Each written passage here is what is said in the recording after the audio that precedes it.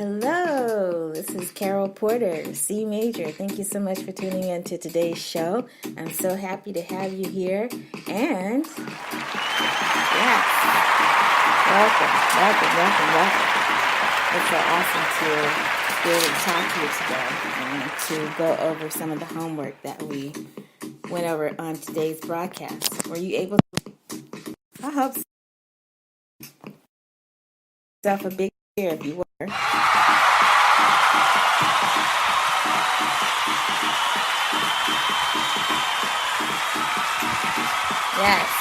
Yes. Big cheers for you. So thank you so much for tuning in today.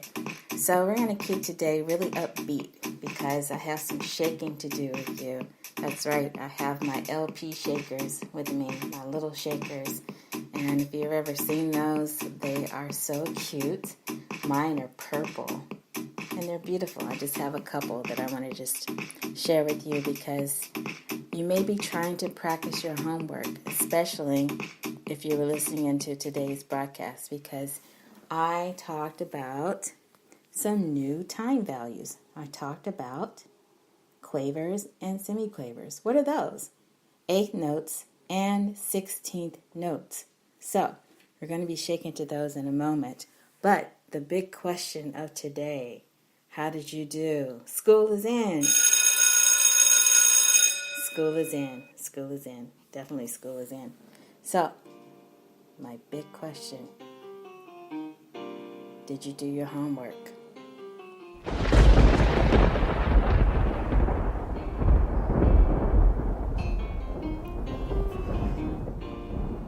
Who did their homework? Or did you find it very difficult to do your homework? So remember what I've been saying to you is that music should not be suspenseful, right?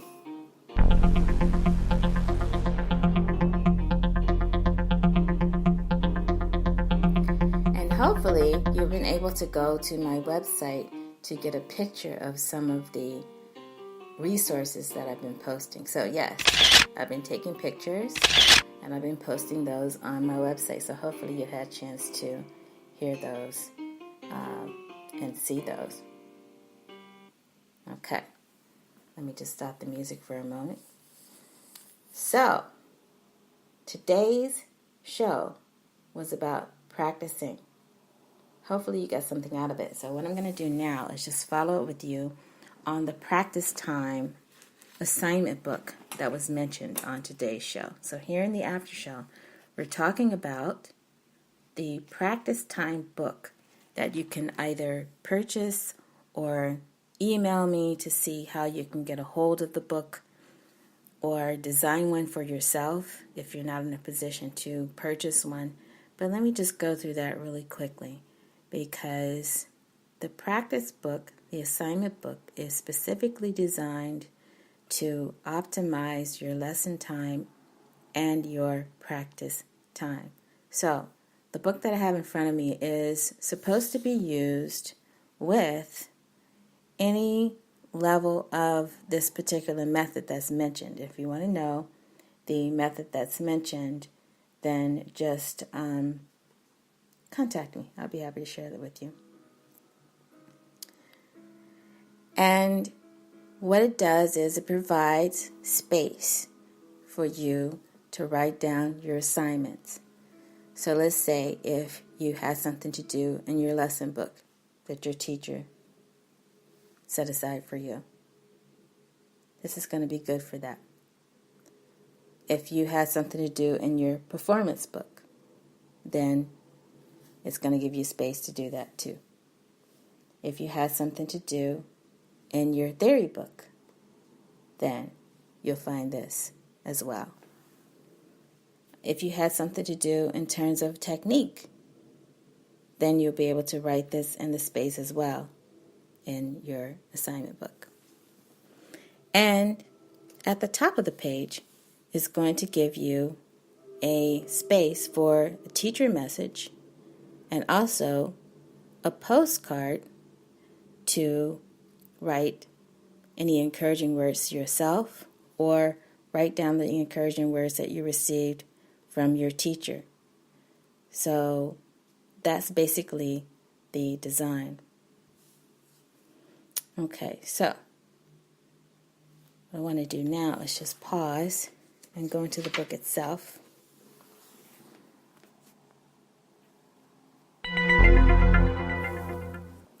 Yes, it is kind of mysterious. And so what you'll see is a box for teacher message.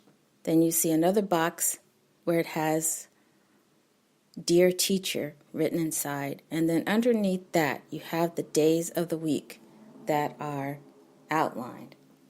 So, Monday, Tuesday, Wednesday, Thursday, Friday, Saturday, Sunday. You decide which 5 of those days you will be able to practice. And then once you've decided what those 5 days are, you decide how many minutes per day you're going to be practicing. Okay. Now, underneath that, you see the lines that are set aside.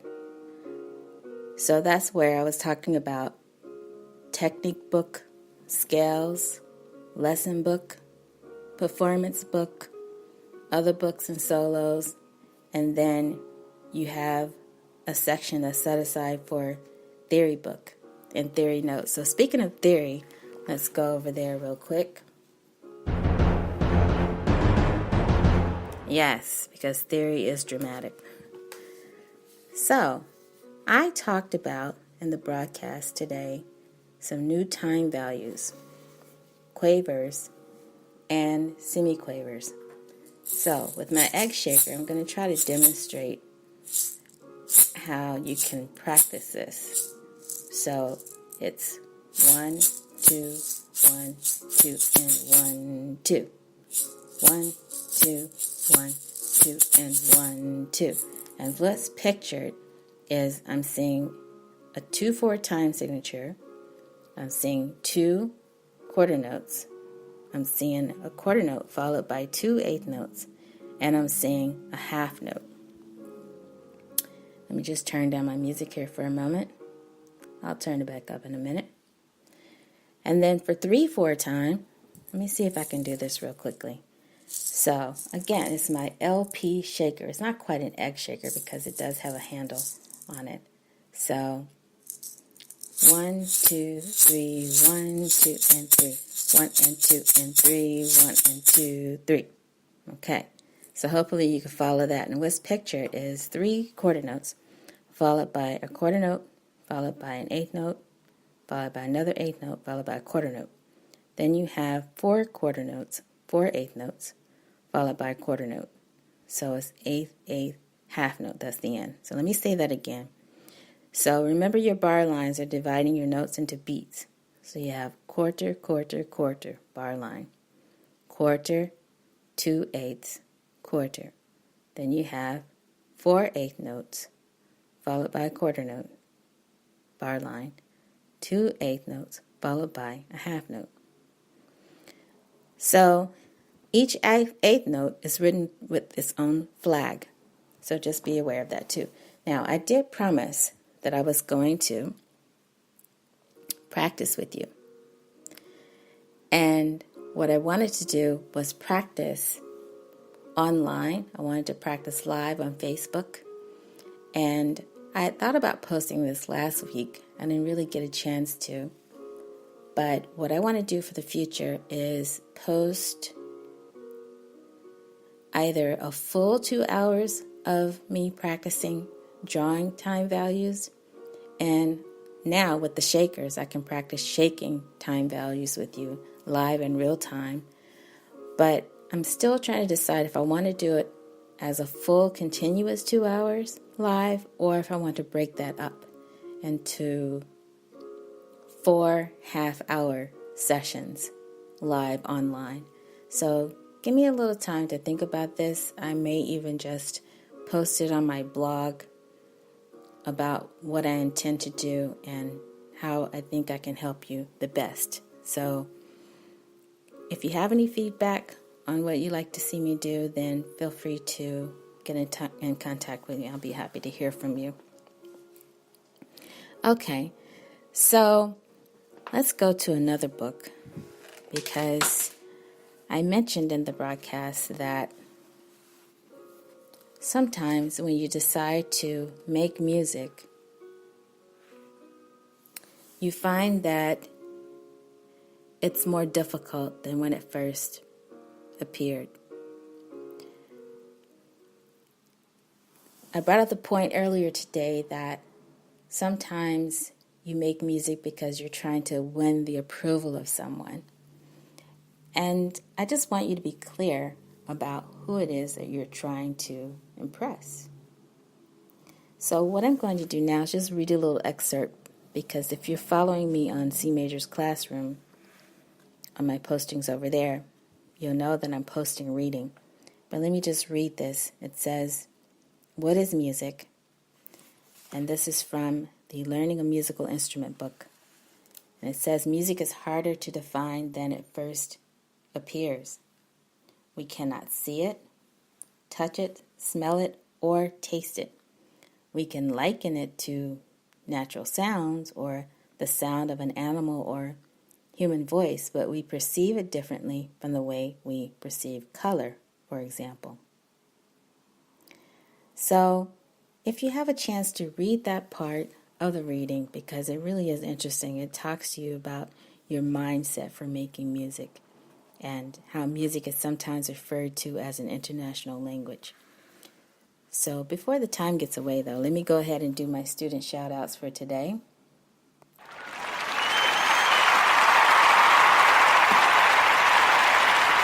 Yes, I'm so proud of my students. I have some students that are working really, really hard in their music making. And I just want to give a shout out to two sisters who have a really, really great support in their music making, and they're doing super great. They are learning to read music, and the interesting thing about them is that we started off with playing by chords and playing by ear, which they really loved. They really felt like they were learning to play the piano first. And they're older. You know, sometimes with older students, you do want to start a little bit further along just to engage them and keep their interest. And that's what happened. They started with chords and they started with playing by ear. No books. They just recalled the chord sequences and they were just focused on the instrument. So I was really proud of how they were able to pick it up. And then they told me their musical dream, which was a totally big surprise to me. I couldn't believe it when they said, you know, we really want to learn to read music. And I found out the reason why was because they already play an instrument. So they already play cello. They already play another string instrument as well. So shout outs to them.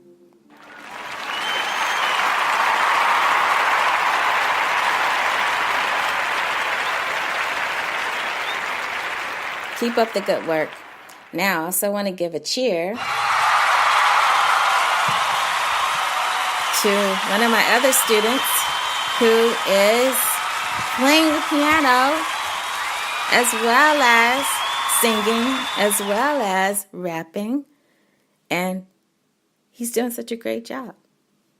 He's playing the piano, he's singing, and he's rapping. So, big shout out to him. And then I want to give another shout out to a student who is about to take a test. Big shout out to her because she's doing super great. So let's wish her luck. Let's cheer her on.